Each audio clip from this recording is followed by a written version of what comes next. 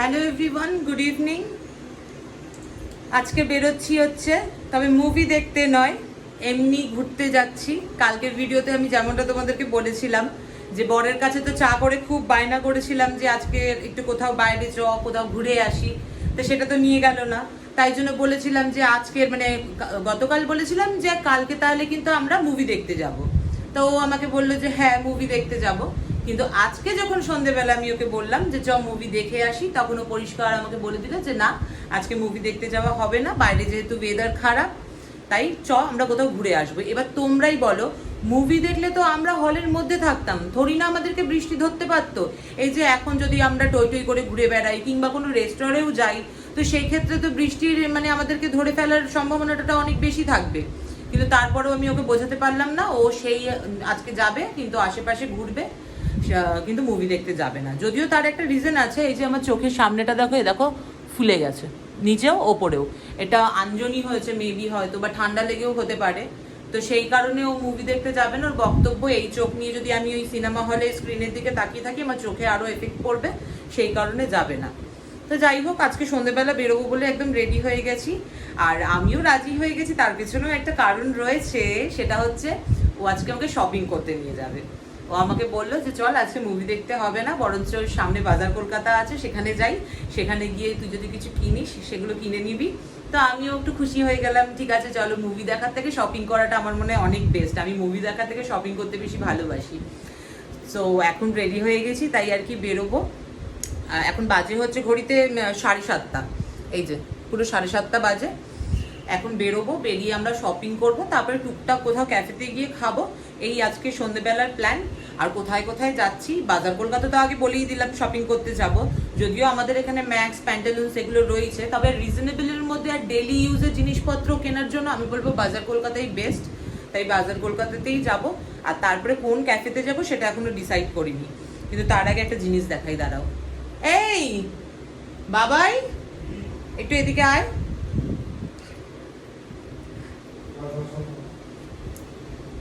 এদিকে আয়। মুভি দেখতে কেন নিয়ে যাবি না বল? বল বল। আজকে বৃষ্টির সিজন তো, ওর জন্য বৃষ্টিতে আমাদের কি হবে, হলের ভেতরে থাকবো তো। হলের ভেতরে থাকবো মানে বৃষ্টি হয়ে গেছে, তুমি বাইক চালিয়ে যেতে হবে না। আমরা যে এখন বেরোচ্ছি, এখন বৃষ্টি ধরবে না আমাদের? কাছাকাছি যাচ্ছি। না, চোখের আঞ্জনিটা বল, এটা মেইন রিজন। আঞ্জনিটাও রয়েছে, তাও বৃষ্টির জন্য সরে আয়, অর্ধেক দেখা যাচ্ছে। ঠিক আছে ঠিক আছে, বাই। একদম ক্যামেরা ফ্রেন্ডলি নয়, আমিও নই, কিন্তু তাও। তো চলো বেরোনো যাক। বলেই তো দিল মুভি দেখা হবে না। যদিও আমি মুভি দেখতে খুব একটা পছন্দ করি না, কারণ আমার ধৈর্য খুব কম। ওই অতটা সময় বসে হলে মুভি দেখার থেকে আমার মনে হয় বাড়িতে নেটফ্লিক্স আছে, অ্যামাজন প্রাইম আছে, আমি সব সিরিজগুলো দেখে নিতে পারি। তো সেই কারণে আর আমার মুভি দেখার খুব একটা নেশাও নেই, আর খুব একটা যে আমার মুভি দেখার ইচ্ছে থাকে তাও নয়। শপিং করতে যেতে খুব ভালোবাসি, আর সেটাই এখন যাচ্ছি। তাহলে চলো বেরোনো যাক। কি শপিং করছি আর কোথায় খাচ্ছি সেটা তোমাদের সঙ্গে শেয়ার করবো, চলো।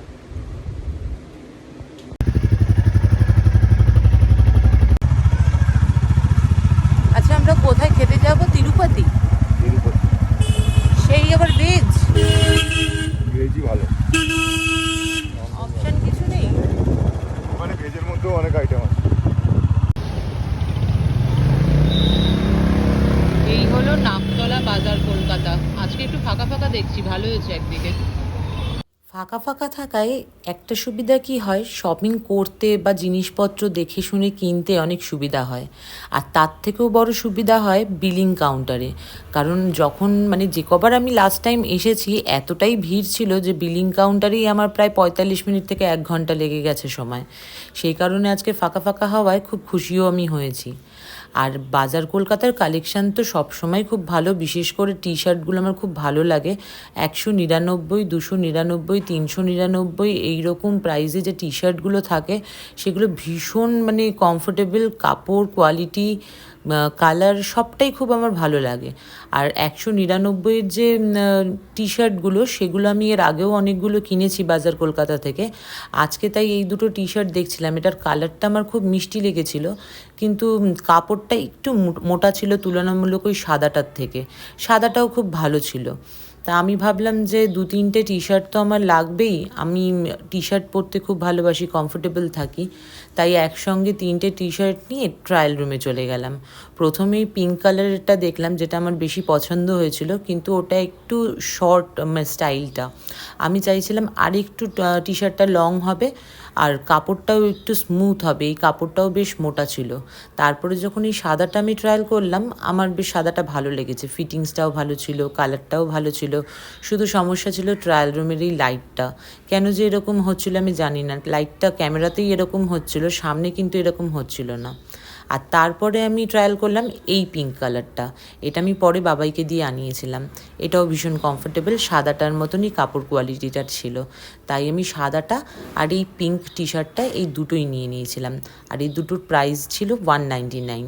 এছাড়া তোমাদেরকে তো আমি দেখালাম ওখানে প্রচুর ভুরি ভুরি কালেকশান, কুর্তির কালেকশানও ভীষণ রিজনেবল প্রাইস থেকেই শুরু হয়, 200 টাকা থেকে কুর্তি শুরু হচ্ছে, আর সব রকমের প্রাইসেরই রয়েছে। আর বাবাই নিয়ে নিল নিজের জন্য এই ছাতাটা।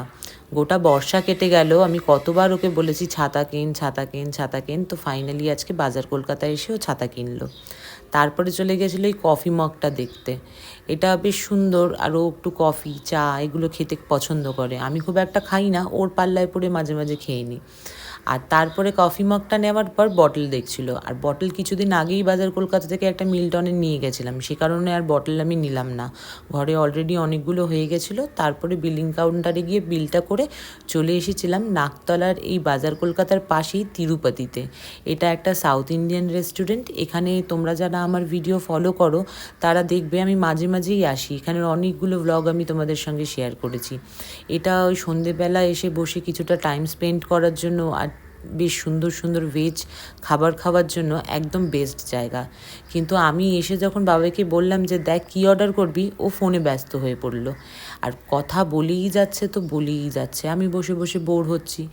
যদিও আমি চাইলেই অর্ডার দিয়ে দিতে পারি, কিন্তু ওনার তো আবার বাবুর নাক আছে, আমি যেটা অর্ডার করবো সেটা যে ওনার সবসময় মুখে রুজবে এমনটা নয়।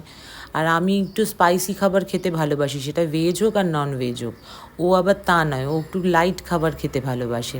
সে কারণে আমি ওয়েট করছিলাম যে ও কথা বলাটা শেষ হলে তারপরে, আমারটা তো আমি ডিসাইড করেই নিয়েছিলাম, ওরটাও ডিসাইড করে বললে একসঙ্গে অর্ডার দিয়ে দেবো। আর মাঝখানে আমি শুধু একটা জল বলেছিলাম, কারণ ভীষণ জল পিপাসা পেয়েছিল, অনেকটা সময়ই হয়েছে আমরা বাজার কলকাতায় ঘুরেছি, তারপরে এসে তিরুপতিতে ঢুকেছি, আর বক বক করছিলাম, কিন্তু জল খেতে খেতেও ওর কথা বলা শেষ হচ্ছে না, তাই জন্য আমি ওকে বললাম তুই রাখ এবার। আর মাঝখানে আমি একটা মিক্স ভেজ পাকোড়া অর্ডার করে দিয়েছিলাম, কারণ ওর ভরসায় থাকলে আর খাওয়া হবে না, সন্ধে কেটে রাত হয়ে যাবে। তাই মিক্স ভেজ পাকোড়াটা খেতে খেতে তারপরে ওকে আমি বলছিলাম যে একবার তো একদিন নিয়ে বেরিয়েছিস সন্ধেবেলা, তাও মাঝখানে কতদিন গ্যাপ, সেই দিনও যদি তুই বাইরে বেরিয়ে ফোনে কথা বলিস তাহলে বল আমার কেমন লাগে। তো এইসবই আর কি আলোচনা করতে করতে মিক্স ভেজটা খাচ্ছিলাম আর ডিসাইড করছিলাম আর কি খাওয়া যায়। কিন্তু যেহেতু অনেকটা লেট হয়ে গেছিলো, প্রায় 9:45 বাজে, এবার তখন যদি ভারী খাবার খাই রাতে আর ডিনার করব কখন, তাই আর কোনো হেভি ফুড অর্ডার না করে আমরা লাস্সি অর্ডার করেছিলাম। আমারটা কেসার বাদাম লাস্সি ছিল, একটু ইয়েলো কালার যার জন্য, আর ওরটা এমনি প্লেন লাস্সি ছিল, একটু প্লেন জিনিস পছন্দ করে, ফ্লেভার জিনিস পছন্দ করে না, তাই আমি বললাম আমারটা আগে একটু খেয়ে দেখ কেমন লাগে। আর আমিও ওরটা নিয়ে একবার খেয়ে দেখলাম, আমার একটু সব রকম ট্রাই করতে বেশ ভালোই লাগে। তা ওটা খাওয়ার পর আমার যে খুব একটা ভালো লাগলো তা না, কারণ প্রথমেই আমি কেসার বাদামটা খেয়ে নিয়েছিলাম, ওটা বেশ মিষ্টি মিষ্টি ছিল, আর ওরটা একটু টক টক ছিল, যে কারণে আমার খুব একটা ভালো লাগলো না। বেরিয়েছিলাম ইভিনিং স্ন্যাক্স খেতে, আর আলটিমেট খেয়ে বেরোচ্ছি হচ্ছে এখন কটা বাজে, এই কটা বাজে 9টা, অলমোস্ট 9টা, মানে ওই ডিনারের টাইম প্রায় হয়েই গেছে, এখন আমরা ইভিনিং স্ন্যাক্স খেয়ে বেরোচ্ছি।